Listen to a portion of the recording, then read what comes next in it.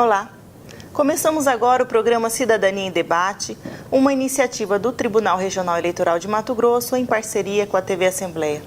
Hoje nós vamos falar de finanças, como equilibrar os gastos, quais são os melhores investimentos e como sair do período de crise. Para responder esse, entre outros questionamentos, convidamos o educador financeiro Marcelo Rubles. Marcelo, muito obrigado pela sua participação. Eu agradeço pelo convite. Marcelo, qual que é o trabalho desenvolvido pelo educador financeiro? O que te levou a começar a atuar nessa área? Andréia, eu sou de Goiânia, de uma família muito humilde. E sempre ouvi da minha mãe: meu filho, você tem que estudar, formar, passar em um concurso. E assim eu fiz. Durante muitos anos estudei e quando foi 2005 eu passei no concurso público. Só que os meus pais não me ensinaram a cuidar do dinheiro. Eu não tive educação financeira. E aí passo um concurso, servidor público federal, começo a ganhar bem. 3 anos depois, 2008, eu estava completamente endividado. Eu cheguei a ter uma dívida de R$250 mil. Tive que entregar minha casa, carro financiado. Eu fui morar em uma kitnet que eu tinha um amigo me deu uma geladeira, um amigo deu um fogão e assim foi. E depois disso, eu aprendi a cuidar do dinheiro. Eu tive que revisar tudo que eu fazia com as minhas finanças pessoais. E foi um processo de aprendizado. Então, depois de alguns anos, quando eu saí dessa fase, quitei minhas dívidas, já tinha virado um investidor que aplicava dinheiro todo mês, eu percebi que tinha muitas pessoas nessa situação, endividadas, principalmente funcionários públicos. E eu falei: vou ajudar esse pessoal. E foi quando eu me tornei educador financeiro. Então, é até uma missão de vida. E eu ajudo através de cursos, palestras, atendimentos, que são os coaches financeiros. Então, isso me ajuda muito, saber que a pessoa não vai passar o que eu passei. Vamos começar falando de janeiro. Eu acho que é o mês, né, do ano mais complicado para o cidadão financeiramente. É o mês que nós temos IPTU, rematrícula em escola, compra de material escolar, além, é claro, dos gastos, né, da chegada da fatura do que a gente gastou no final, nas festas de final de ano, Natal, Ano Novo, né? E muitas pessoas chegam nesse mês endividadas, né, tendo uma despesa muito maior do que o recurso disponível. O que eles erram? O que faltou? Planejamento? Andréia, é um hábito, né, no final do ano, das pessoas gastarem com presentes, de fazerem festas. Só que, quando vem no mês seguinte, o mês de janeiro, várias despesas vêm, que são essas que você está falando. E como muitas pessoas não se preparam, elas acabam sendo surpreendidas por essas despesas que não são novas. São despesas que já existem e todo mundo sabe que existe, mas muitas vezes não se prepara. Agora, o que eu devo fazer? É ter um orçamento real das suas despesas. Só que esse orçamento, o ideal é que ele seja do ano todo. Então, quando você tem um planejamento para o ano todo, você consegue visualizar: olha, então um mês eu tenho IPTU, então eu vou poupar aqui agora. Ou mês, daqui 3 meses, eu vou ter que pagar o IPVA do carro, então eu não vou gastar todo o meu salário agora. Mas como o brasileiro, nós cuidamos do dinheiro pensando mensal, então eu ganho o meu salário, pago as despesas do mês. Eu não penso nas despesas que vão vir depois. Então, qual que é a minha sugestão?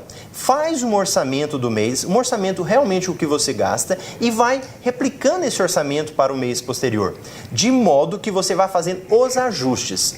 Quando chegar no final do ano, você já tem um planejamento do ano todo e aí você repete para o ano seguinte. É uma forma de você não viver esses problemas que as pessoas vivem agora. E aí entra a segunda parte. O que fazer se a pessoa realmente agora está com esses problemas? Tem que gastar na escola e não tem o dinheiro. E para isso, André, tem algumas etapas que a gente pode fazer. Por exemplo, tem filho? Tenho. Vamos imaginar uma pessoa que está nos ouvindo, né? Você já ensinou educação financeira para o seu filho? Fala com ele sobre o dinheiro? Falar sobre dinheiro, André, não é falar só teoricamente lá na escola. A gente tem que viver isso no nosso dia a dia. E nós aprendemos através do exemplo, da prática. Então, qual que é a primeira sugestão que eu dou?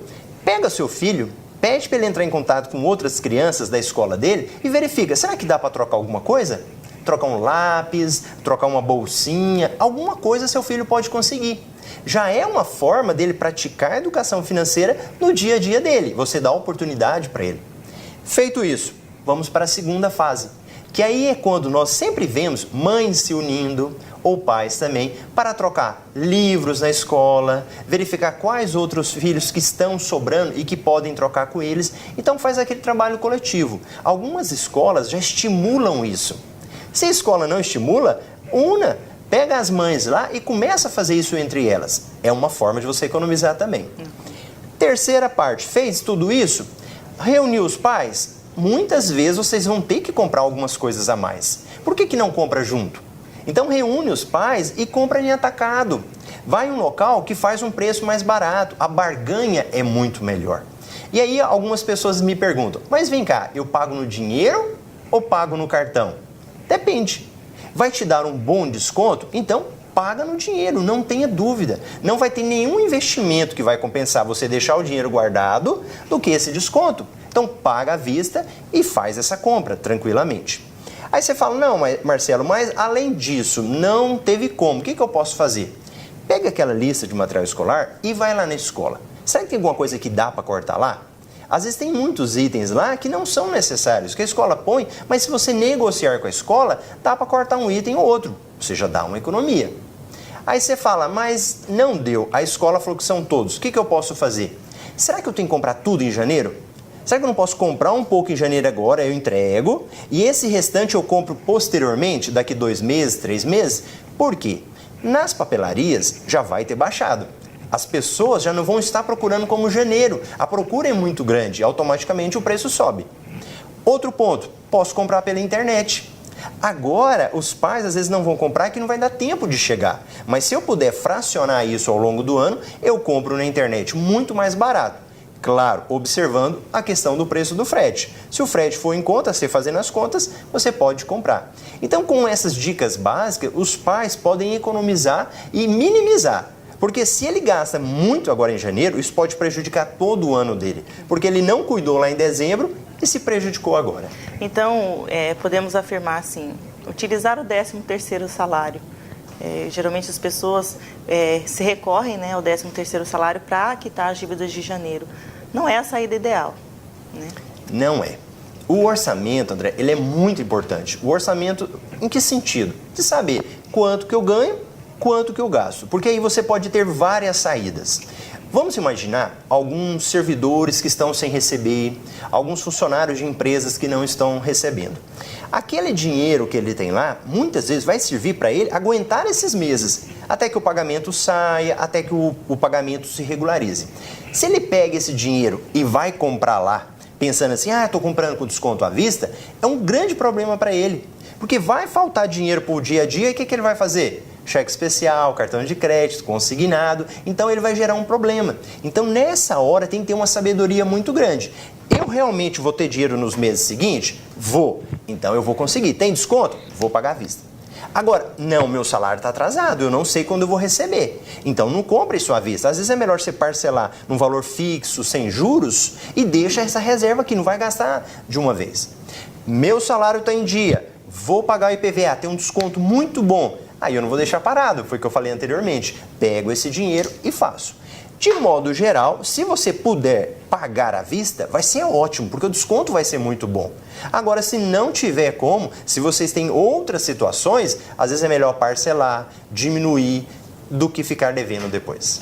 Marcelo, hoje o servidor público em especial, mas a sociedade inteira, ela é bombardeada por essas operadoras bancárias que ficam oferecendo empréstimo. É o dia inteiro essas operadoras ligando e ofertando crédito. O crédito acaba sendo muito fácil no mercado hoje. E a pessoa endividada acaba aceitando esse crédito para quitar uma dívida, contrai uma nova dívida. É uma saída você pegar um dinheiro emprestado para quitar dívidas? Sim. Olha, depende. Nós temos que analisar cada caso. Em primeiro lugar, é importante verificar que quando há um oferecimento de empréstimo, a empresa ela está fazendo o papel dela. Se você for pensar muito bem, né? Ele está sabendo chegar na pessoa, oferecer. Sim. Agora, nós como consumidores é que temos que saber falar não.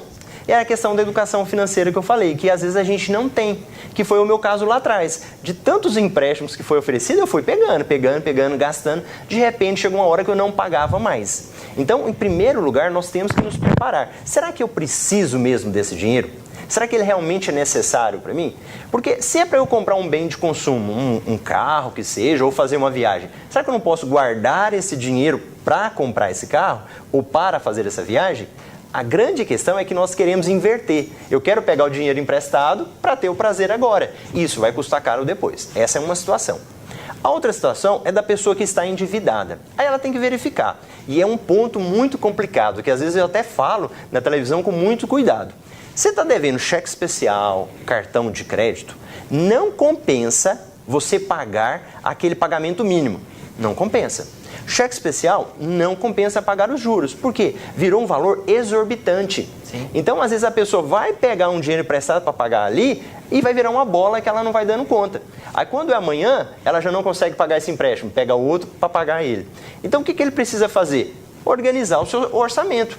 Será que o problema é ela não estar gastando a mais? Porque quando a gente gasta mais do que ganha, é como se estivesse pingando, né? Aquele pingo que está caindo ali, ele vai crescer. Então amanhã ele está endividado novamente e ele não sai desse ciclo, porque ele não foi na origem do problema. Pegar um empréstimo com taxas mais baratas não resolve o problema. O que precisa é você organizar seu orçamento. O que eu ganho, eu gasto? Sim. Agora eu vou olhar. Eu tenho um empréstimo que eu não estou conseguindo pagar? Não. Então será que eu consigo fazer uma troca de empréstimo, uma portabilidade? Vou até explicar o que é isso. Portabilidade? Portabilidade, que existe. De um banco para outro. Isso. Ó, nós tivemos há alguns anos a portabilidade dos telefones celulares, você lembra? Sim. Então eu pego o meu número, que era de uma operadora, levo para outra operadora com o mesmo número. Era portabilidade. Isso aconteceu também nas instituições bancárias. Então eu tenho um empréstimo num banco A, eu pego esse empréstimo e levo para o banco B. Só que eu não levo o mesmo empréstimo. Eu só faço isso se eu tiver uma taxa de juros menor e se eu for pagar em menos meses. Então, para quem está devendo, é uma solução também fazer uma portabilidade. Tem que fazer essa análise. Entendi. E além de reduzir dívidas, também é interessante gastar menos. Foi o que você falou agora, que a pessoa tem que colocar o seu orçamento dentro do mês. Todo mundo hoje tem um carro, tem uma moto e nós tivemos novas e novas ferramentas tecnológicas, como o Uber, o 99 Pop, que são e até mesmo caronas compartilhadas. Compensa ainda ter um carro? Ah, sim. E eu só quero pegar um gancho que você tinha falado agora, que nós temos aqui no Brasil, a gente sempre fala isso, né? Eu tenho que gastar menos do que eu ganho. Nos Estados Unidos, a cultura é que eu tenho que ganhar mais do que eu gasto. É verdade. A gente muda o foco, né? Porque às vezes a gente está focado só nas despesas e chega uma hora que chega no osso, né? Você não consegue cortar mais. Então o ideal era você desenvolver para ganhar mais, fazer um trabalho novo, fazer alguma coisa diferente, para você ter um salário maior. E quando eu falo de aumentar o salário, não é só para você aumentar os seus custos. Não, você aumentar o salário para ter uma reserva. Aconteceu um problema, você está com a sua reserva ali. E aí entra a questão do carro. Muitas vezes eu estou com a despesa de um carro que não há necessidade. Eu posso muito bem poupar nisso daqui e investir em coisas mais importantes, na escola dos meus filhos, numa viagem para fazer, em uma reserva, na minha aposentadoria. E realmente, se você for pôr na ponta do lápis, às vezes não compensa mais você ter carro. Tem uma pesquisa que ela chama peso do seu carro, não sei se você já viu. Não, ainda não. Você entra lá nessa pesquisa e coloca as informações. Valor do seu carro, valor do seguro, combustível. Aí no final ele mostra o peso do seu carro. Às vezes seu carro pode estar pesando aquela jamanta, um elefante. Ou às vezes seu carro pode estar pesando algo bem leve, um passarinho. Ele te mostra isso. E aí você começa a tirar as conclusões. Porque você pode muito bem vender o seu carro, pegar esse dinheiro e aplicar. Aí você fala, como que eu vou andar? Tem várias formas. Você pode pegar uma carona, fazer carona compartilhada. Às vezes um colega seu está no mesmo lugar que você. Você pode trocar, né? Hoje eu vou no meu carro, amanhã vai no seu carro. Hoje com vários aplicativos que você tem, então tem Uber, 99 Pop, Cabify, os próprios táxis hoje também já estão fazendo preços mais acessíveis. Sim. Então a pessoa tem várias coisas. E principalmente para quem tem 2 carros. Então às vezes compensa, você vende um carro e fica só com um. E aí, digamos que fica com a sua esposa. Porque mulher é que manda, né? Eu vou confidenciar que na minha casa aconteceu isso. Nós vendemos um carro e estamos com um. Eu vou precisar fazer um breve... O assunto está super interessante, mas eu preciso fazer um breve intervalo. Você que está conosco, não saia daí, que é rapidinho.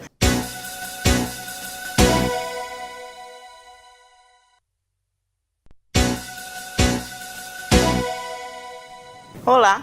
Voltamos a apresentar o programa Cidadania em Debate. Hoje o assunto está super interessante, estamos falando de finanças. E conosco está o educador financeiro Marcelo Rubles. No bloco anterior, Marcelo estava falando sobre o que é mais importante hoje, ter um carro próprio ou utilizar um aplicativo, Uber, por exemplo. Então, Andréia, nós precisamos fazer contas e parar para analisar. E isso não pode ser feito, por exemplo, só pelo marido ou só pela esposa. Os dois têm que sentar e fazer essa análise. Em alguns casos, realmente, não compensa mais você ter 2 carros. Ou, às vezes, um carro só não compensa mais.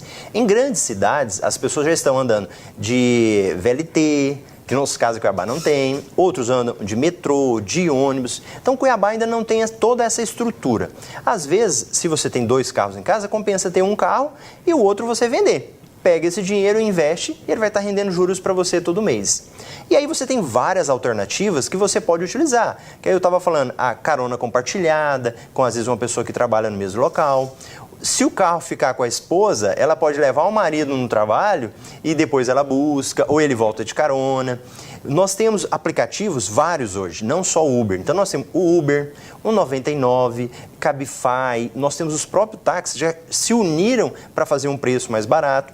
Tem aplicativos que você usa para comparar todos os outros.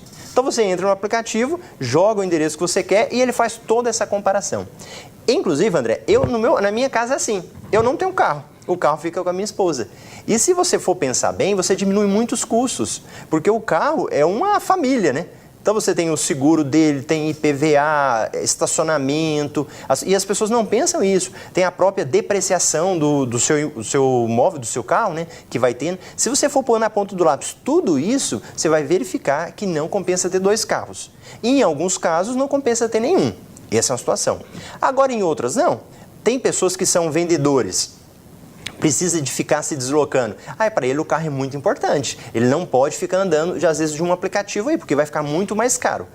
Tem que fazer conta, tem que parar, fazer conta, verificar, porque o brasileiro é muito apaixonado por carro. O carro, na realidade, ele é um status. Então, a pessoa, às vezes, falar para ela não ter carro, ela vai ficar super mal. Então, como eu estou falando, às vezes tem um carro só, não tem 2, é importante fazer essa análise. Eu conheço pessoas que da Europa, que quando vêm no Brasil, eles falam, vocês trocam carro demais, porque lá o carro fica 8 anos, 9 anos. Aqui no Brasil, 3 anos, o carro está velho. Seguindo esse mesmo raciocínio, então, compensa mais, mesmo diante dos financiamentos imobiliários que são consideradas, taxas de juros são consideradas baixas. Ainda é melhor se eu tenho dinheiro, né, parte do dinheiro para adquirir um imóvel. Eu investir ou eu comprar uma casa própria? Uhum. Qual é o teu conselho nesse caso? André, aí nós tocamos numa parte que é dos principais sonhos do brasileiro. O principal sonho dele é ter a casa própria e viajar quando ele aposentar. Esse, eu vou falar dos 2, tem outros também. Então, quando a gente fala de casa própria, às vezes é um assunto delicado porque ele toca num sonho da pessoa. Só que se a pessoa ela partir um pouco mais para o racional, ela pode chegar à conclusão que não compensa ter mais o imóvel. Vamos dizer assim que é um pensamento hoje um pouco mais moderno, um pensamento um pouco mais diferente. Porque as pessoas, principalmente os jovens, eles não vão se apegando mais. Então, hoje a pessoa às vezes ela mora no centro e tem um imóvel. Digamos que ela arruma um emprego que é bem mais longe. O que ela faz? Ela vende aquilo ali e vai embora. Só que na realidade não é mais vender. Quando você mora de aluguel, você entrega e vai para o outro. Então nós começamos a ter uma cultura das pessoas não quererem mais ter casa própria por causa de uma série de dificuldades, de empecilhos. Então se você fala, não, eu quero comprar a minha casa. Então tá bom, você comprou. Se você precisar de vender aquela casa, você vai verificar que é difícil. Hoje mesmo o mercado de imóvel, ele está começando a melhorar, mas durante um grande tempo você não conseguia vender. E se a pessoa não vende, o que ela faz? Ela quase que entrega de graça, por um preço bem menor. E aí, o que é o meu raciocínio que eu gosto de utilizar muito, eu utilizo até para mim? Eu quero ter o dinheiro do imóvel, mas não o imóvel. Então, se você, por exemplo, vai fazer um financiamento, vamos imaginar que custa aí R$3 mil de financiamento. Se naquele mesmo imóvel você consegue alugar, vamos imaginar, por R$1.700, esses 1.300 que sobra, o que você faz? Você guarda ele. Então você paga 1.700 de aluguel e guarda 1.300 e vai fazendo isso. Em menos anos, geralmente o financiamento é de 30 anos, 25 anos, com certeza, às vezes em 10 anos, 15, você já tem o dinheiro para comprar o imóvel e não vai estar financiado lá. Entendeu a lógica? Entendi. E uma coisa muito interessante, André, também é um fator psicológico. Quando a pessoa faz o financiamento, ela meio que gera um comodismo. Comodismo como? De pagar só aquela parcela ali. Ela paga aquela parcela, a vida dela está ali.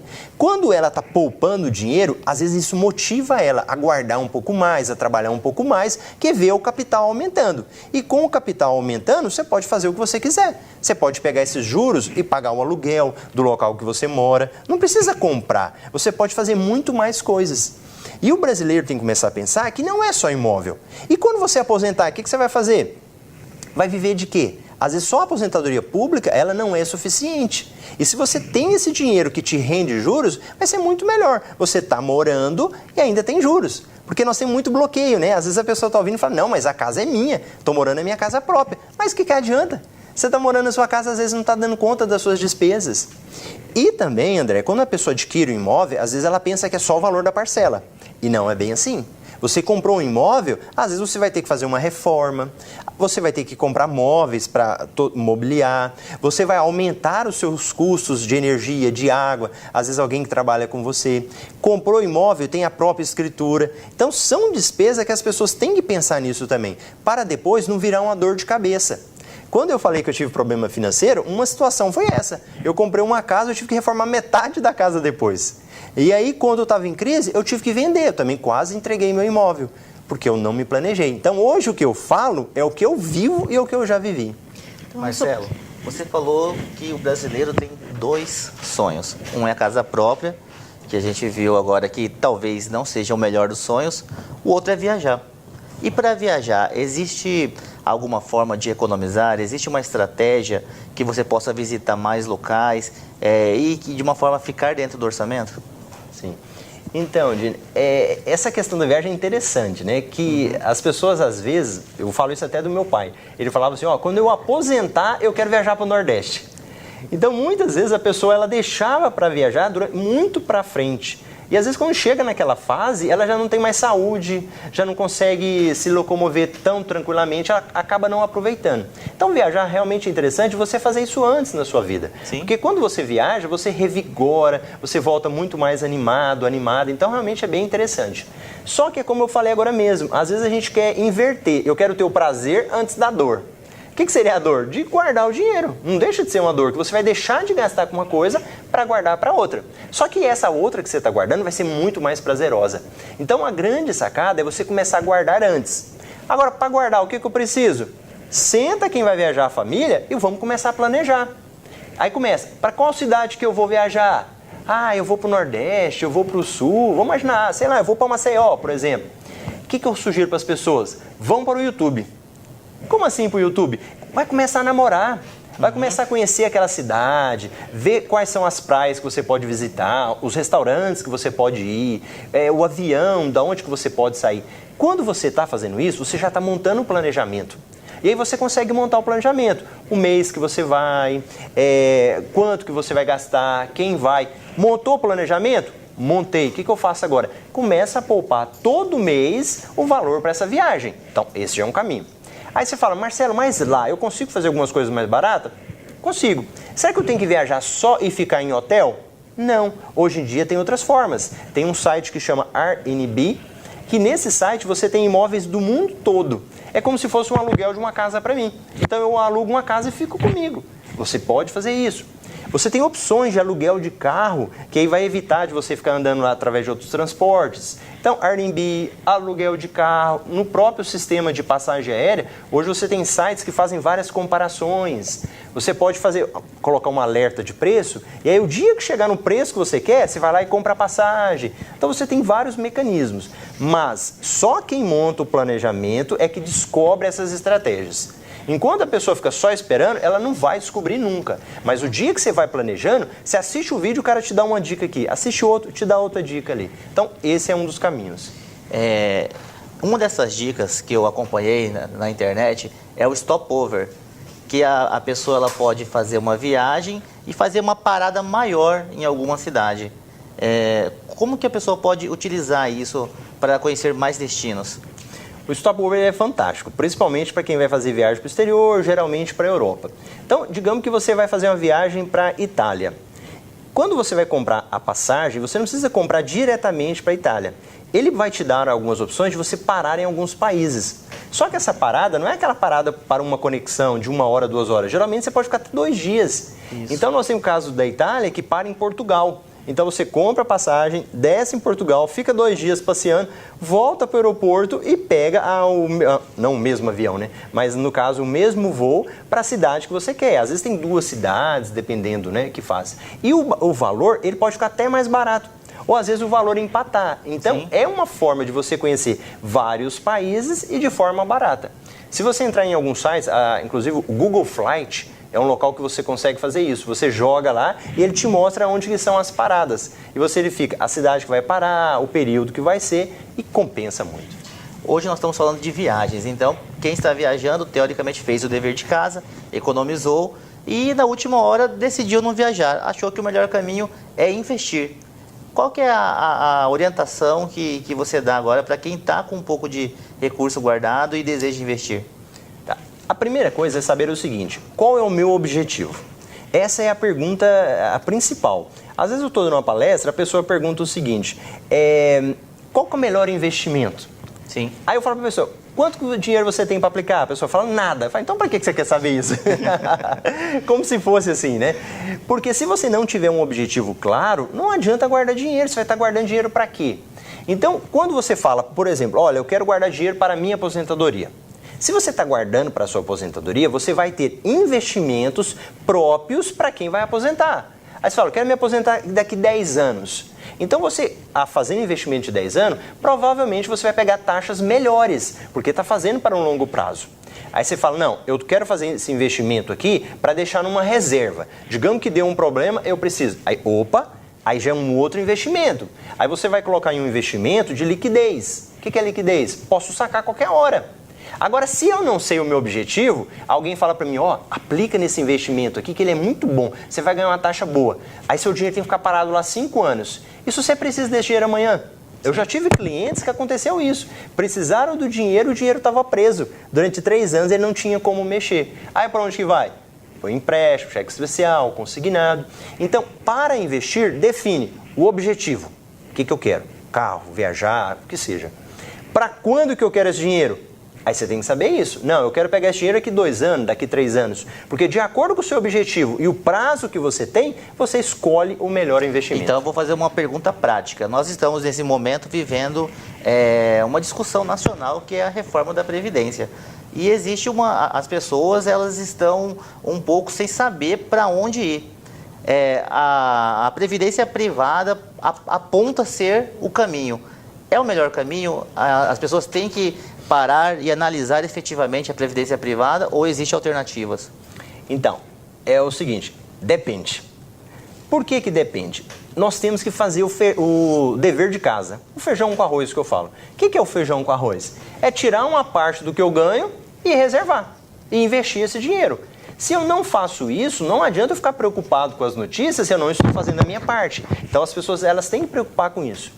Segundo, o INSS, por mais criticado que seja, ainda é o melhor plano de previdência. Aí você fala: mas melhor? Como assim? Ele tem benefícios que outros planos não te oferecem, nem a previdência privada. Auxílio maternidade.